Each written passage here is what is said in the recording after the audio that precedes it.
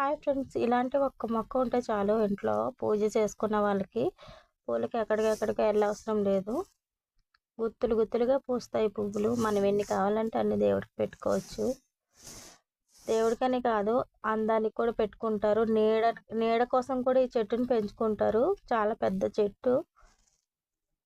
ఈ చెట్టు అలాగా పువ్వులు పూస్తూనే ఉంటుంది. ఎప్పుడు చూసినా చెట్టు నిండా పువ్వులు ఉంటాయి. ఇది మా ఇంట్లో లేదు, మాకు తెలిసిన వాళ్ళ ఇంటి ముందు ఉంది చెట్టు. ఈ చెట్టు కింద కూర్చోవడానికి చాలా మంది వస్తుంటారు. ఈ పువ్వులు చక్కగా గుత్తులు గుత్తులుగా ఉండడం వల్ల ఇక్కడ ఫొటోస్ అవి తీసుకొని వెళ్తూ ఉంటారు వచ్చి పోయేవాళ్ళు, ఈ దారంట నడిచేవాళ్ళు. నాకైతే ఈ చెట్టు చాలా బాగా నచ్చిందండి. ఇలాంటి మొక్క ఒకటి తెచ్చుకొని మా ఇంటికాడ వేసుకుంటాను నేను కూడా. మీకు కూడా ఈ చెట్టు నచ్చింది అనుకుంటాను. నచ్చితే ఒక లైక్ చేయండి, ఒక షేర్ చేయండి, కామెంట్ కూడా చేసేయండి. ప్లీజ్ సబ్స్క్రైబ్ మాత్రం